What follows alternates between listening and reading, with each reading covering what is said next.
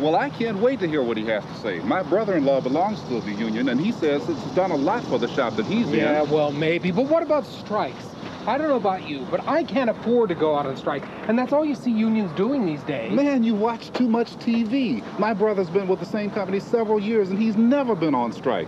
He says the way to go is to stay with the union. I tell you, Mr. C is not too happy about all this union stuff going on.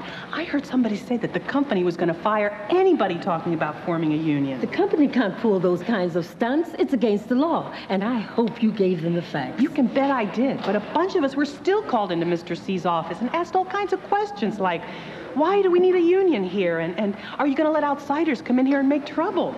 And the whole time I'm thinking, what is this guy afraid of? I know what he's afraid of. He's afraid that he has to make good on all those promises they haven't kept. Well, I heard the foreman say, if the union comes in, they'll just take our dues and drive the company right out of business. Well, I don't know if I believe that. Here's the guy now. I want to hear what he has to say.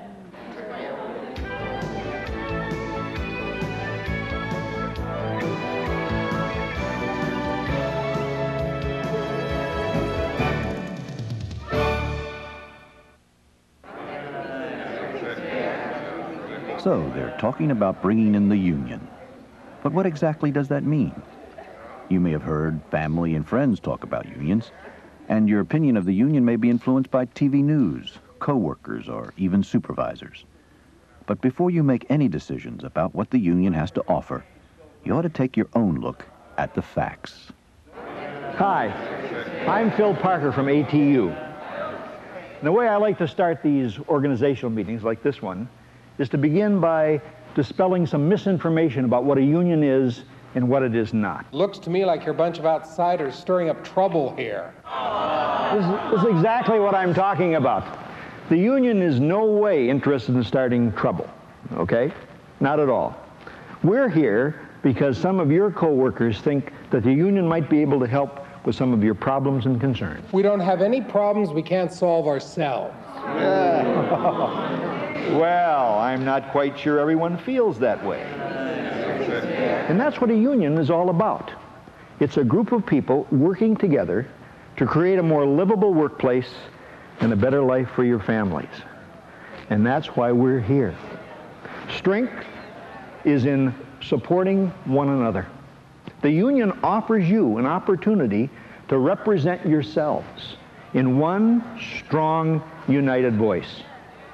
So you see, it may be in your best interest to be open to what the Amalgamated Transit Union has to say.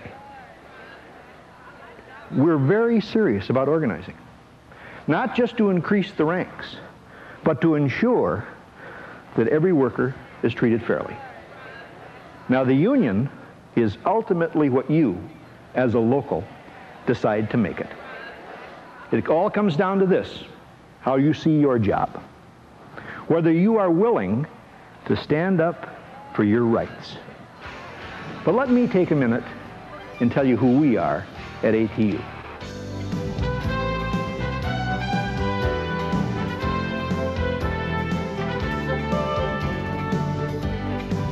We have a great responsibility, the responsibility of moving hundreds of thousands of people on a daily basis.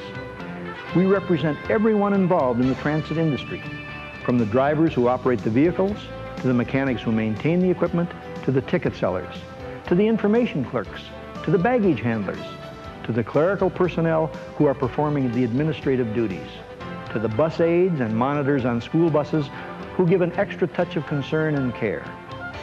We represent the operators and mechanics working on Washington, D.C.'s metro system, Toronto's subway, San Francisco's BART, Chicago's L, and Boston's legendary MTA. Whether working in over-the-road operations, city transit, or school bus service, our members work in an industry where safety and convenience demand a precise blend of professionalism, patience, and a commitment to public service. These are the qualities found in 165,000 members of the Amalgamated Transit Union. These are the professionals that keep Canada and the U.S. on the move. And all ATU members contribute in their own way, but with equal importance to the successful operation of any transit system. We all take special pride in our work and take with us our own special reward. All that sounds really fine. But why should we listen to you? I mean, no offense, but you are an outsider. You don't know our situation here. My supervisor's a good guy, and I get paid just fine. That's great if you've got a good relationship with your boss and you get paid well. But the union is not just about the present, it's also about the future. Now, what if he retires or gets sick and someone not so pleasant takes over and the old boss's policies are tossed out the window? Who's going to be there to protect you? What if the company decides not to give you a raise this year or next year? Who's going to do anything about it? Well, a contract is extremely important because it provides guarantees for both the employer and the employee. And the contract is important to the employee because certain guarantees that are so basic that people don't even think about are provided. Now, you must understand that the company has a different agenda than yours. And the best way to protect your job and your way of life is to know that there really is strength in numbers. Now, you know, we have been doing this for 100 years now. And we know the individual alone is not likely to bring change. No. But the management of any company cannot ignore the wishes of the majority, standing together and willing to fight for your fair share. Now, much of history speaks for itself. Labor has played an important role in the way Americans work, from the child labor laws, Social Security, workman's compensation, to the traditional 40-hour work week.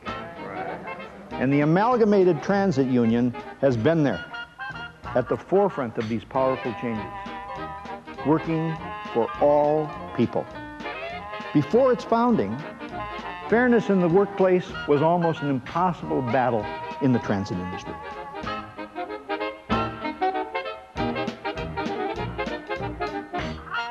Years ago, when they, I guess, had the horses, first of all, pulling the vehicles, a man stood up there and drove the horses, and they made sure the horses were changed about every 3 hours, but the man could stay out there working 10 or 12 hours. And all kinds of inclement weather, cold weather, rain, snow, it didn't matter. We've had, I understand, reading our history, people actually freeze up there when driving these open vestibule vehicles. It was a time of incredible change. In 1892, the ATU was founded by workers in the transit industry who saw an opportunity for change, and change they created. First, by demanding closed and heated vestibules, and much later, for exact fare. In their time and in their way, each of these changes saved lives and protected workers. The unions, like ATU, set the pace for providing very basic human dignity to their members, a mission that has been supported and inspired by some of history's greatest champions of human rights. I support labor unions because, like the civil rights movement, labor unions are concerned about the rights of workers. Today we still have a great struggle before us to improve working conditions for those workers who are organized, as well as those who are unorganized. With a union, you got a voice to speak out for your rights. Look, I understand the influence of unions, but I need this job. My family depends on me. That's right. I'm afraid if I sign a card, I'll be branded a traitor, or worse yet, get fired. No. No one can legitimately be fired for associating with, voting for, or being a member of a union. Your rights to organize are protected by both federal and state laws. But right now, you have little protection on the job until you have a negotiated contract. The contract spells out in black and white your wages, your benefits, and other conditions of employment. Now, by having a contract, You're going to eliminate discrimination, favoritism, and the changeable treatment of its workers that a company thinks is best for itself. And you replace them with seniority and other rules that are fair to everyone. Hey, what about strikes? What good is a union contract if you have to strike to get it? We got kids to feed, you know? All right. No one intentionally sets out to go on strike. I don't know anyone who is eager to strike. No. And that's why we avoid them whenever we can. And they're not as common as you think. In fact, over the last 10 years, 96% of all ATU contracts have been settled without a strike. Under the ATU Constitution,